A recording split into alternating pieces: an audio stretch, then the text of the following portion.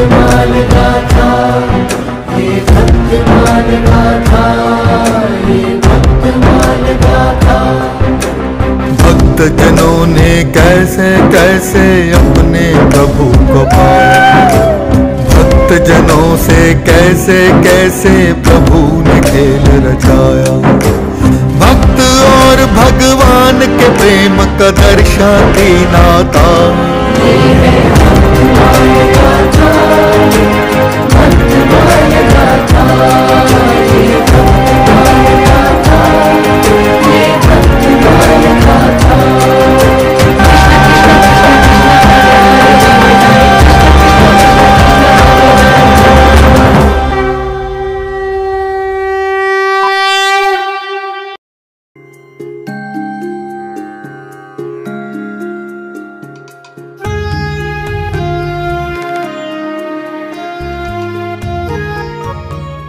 ऋषिवर, गुरुदेव ने औदुंबर ऋषि को एक ग्रंथ की रचना करने का दायित्व दिया है, किंतु मुझे लगता है कि आपको भी एक ग्रंथ की रचना करनी चाहिए। किंतु मैं किस ग्रंथ की रचना करूं? आप तो महाविद्वान हैं। सहस्त्र कवच स्रोत तथा सहस्त्र नाम का ज्ञान। आपने नैमिषारण्य में सुदर्शन कवच का भी अनुष्ठान किया है। मेरी इच्छा है कि आप गुरुदेव के नाम से एक कवच और उनके सहस्त्र नाम की रचना करें। आपने ये बात कहकर मेरे मन की इच्छा को पूर्ण जागृत कर दिया। मैं कई वर्षों से सोच रहा था कि गुरुदेव की महिमा में कुछ लिखूं, किंतु आपने ये कहकर मुझे पुनः प्रेरित कर दिया। तो विलंब किस बात का? शीघ्र शुभारंभ कीजिए। अवश्य।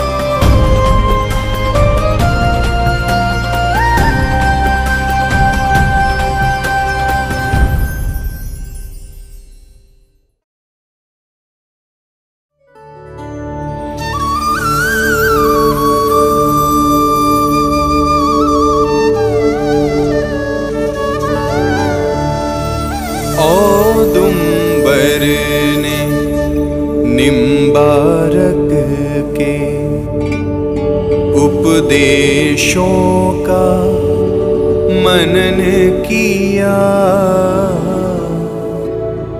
गुरु की आज्ञा मिली जो उनको, दिव्य ग्रंथ का सृजन किया। तपी गौर मुख ऋषि ने जनहित बहुत बड़ा शुभ काम किया। श्री निम्बारक कवच रचना कर दुख का काम तमाम किया। श्री निम्बारक सहस्त्र नाम रची, मंगल स्तुति की गुरुवर की। भक्ति मिले जिस के गायन से, श्री राधा सर्वेश्वर की। श्री राधा सर्वेश्वर की।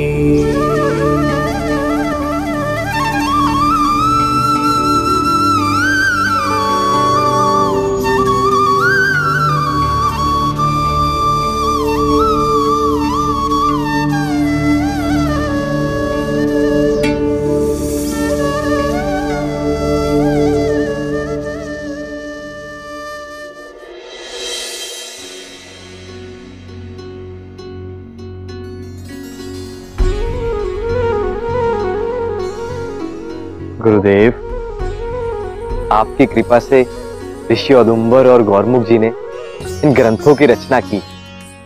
इन ग्रंथों पर सर्वप्रथम आपकी कृपा दृष्टि आवश्यक है।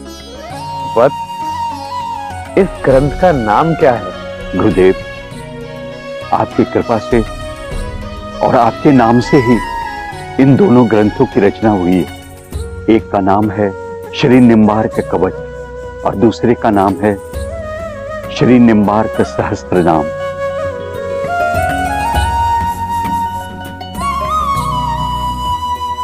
लाओ वत्स,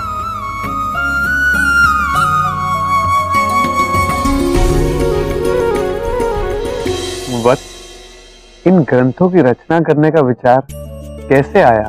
गुरुदेव, विचार तो मेरे मन में पूर्व से ही था, किंतु जब श्रीनिवास जी ने आपकी महिमा और आपकी शक्ति का वर्णन करने के लिए प्रेरित किया तो स्वतः ही इन दोनों ग्रंथों की रचना हो गई।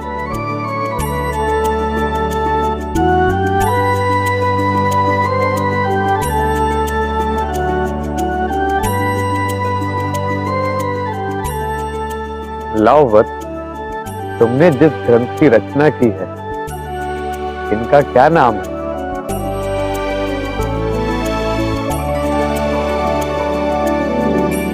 गुरुदेव, मैंने तो अभी तक इस ग्रंथ का कोई नाम नहीं रखा।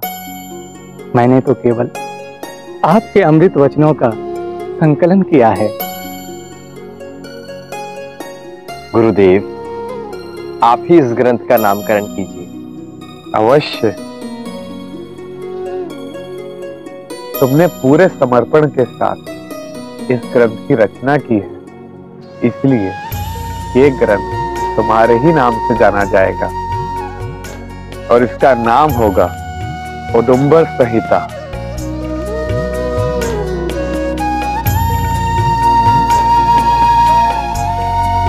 जो आज्ञा गुरुदेव।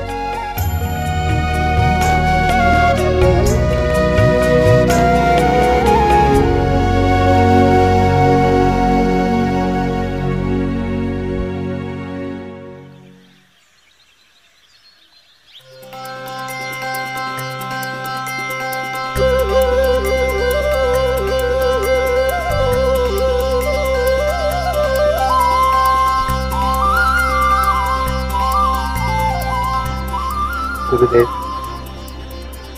सभी वैष्णव जन आ चुके हैं। अब आप अपनी अमृत वाणी से कल्याण का मार्ग प्रशस्त कीजिए। हाँ वत्स,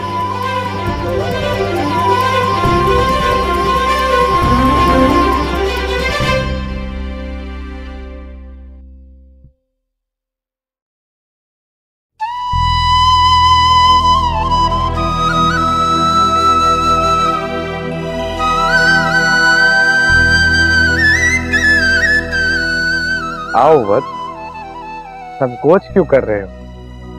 आओ, मेरे पास आओ। हे भगवान, मैं कुष्ठ रोगी हूँ, इसलिए मैं इनके साथ नहीं बैठ सकता। कोई बात नहीं वत्स, आओ, मेरे पास आओ।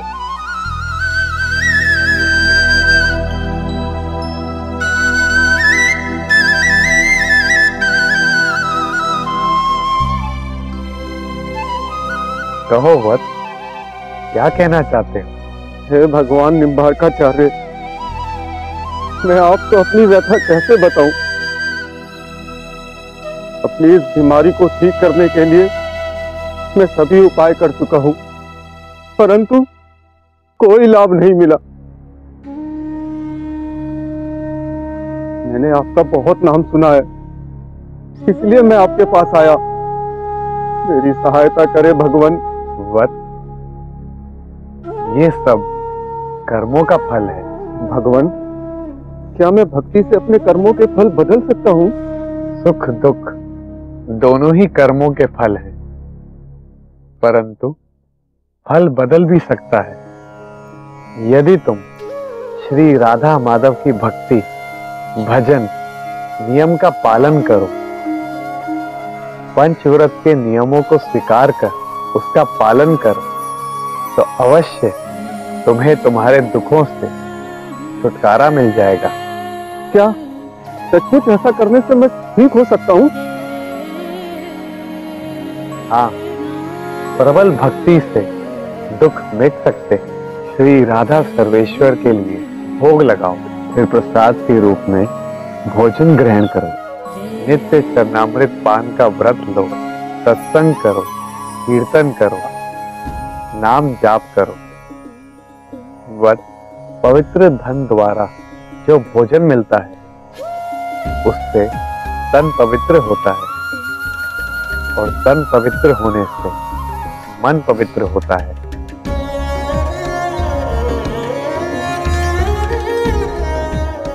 और मन पवित्र होने से कृष्ण भजन होता है।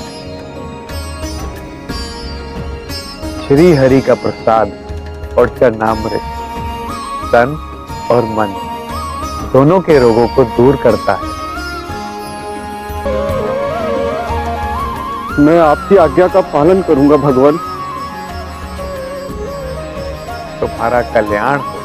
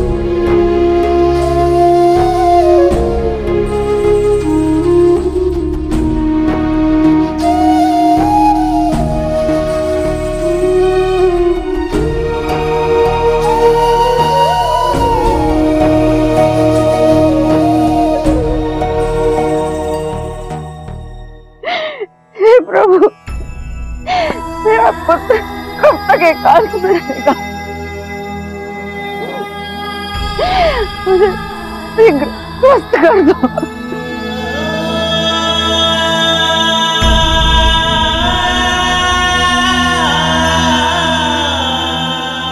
दिनुआ, भोजन ले लियो।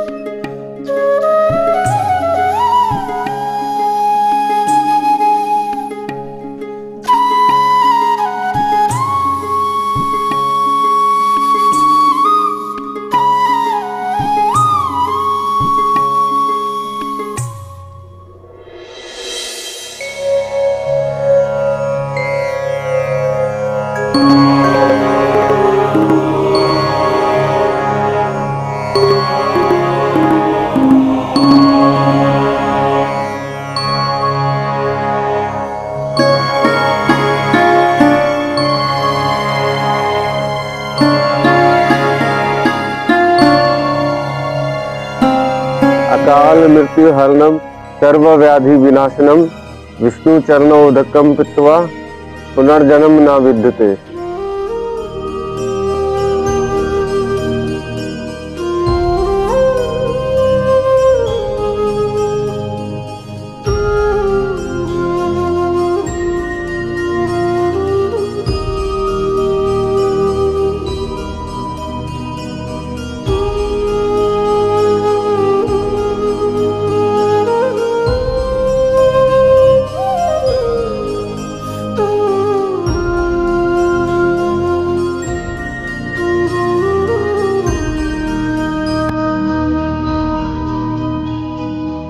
सदा राधिका नाम जीवाग्रत स्यात्, अर्थात मेरी जीवा पर सदा राधा का नाम रहे। गुरुदेव, आपने तो हम सबको 16 नामों का युगल महामंत्र जपने की आज्ञा दी है, तो हम राधा नाम कैसे और कब जपेंगे? वत युगल महामंत्र हमारे पापों को मिटाने के लिए है।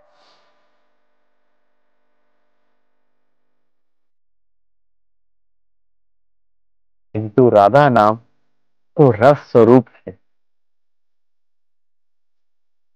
जैसे जल से मैले वस्त्रों को स्वच्छ किया जाता है, परंतु किसी मीठे पदार्थ से नहीं।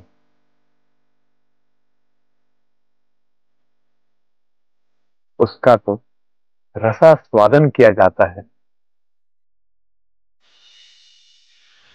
ठीक उसी प्रकार राधा नाम हमारे पाप धोने के लिए नहीं, वरन चिंतन में राधा माधव को सुनाते हुए रसास्वादन करने के लिए है। गुरुदेव, हम सब तो युगल उपासक हैं, तो अकेले राधा नाम क्यों जपें? बस राधा नाम अकेला नहीं है। जैसे राधा रानी कभी भी श्री कृष्ण के बिना नहीं रह सकती, उसी प्रकार राधा नाम भी श्री कृष्ण के बिना नहीं है।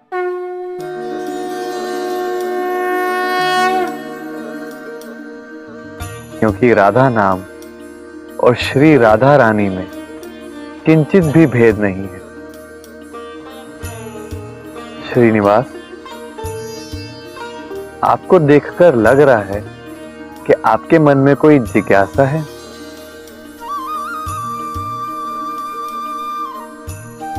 गुरुदेव, आपकी कृपा से हम सब नित्य राधाष्टक का पाठ करते हैं, किंतु अब मेरे मन में इसका अनुष्ठान करने की अभिलाषा है।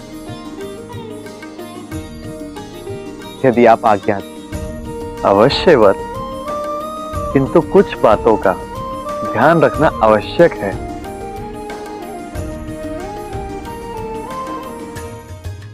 एक आसन पर बैठकर इसका नित्य कम से कम 108 बार पाठ करना होगा।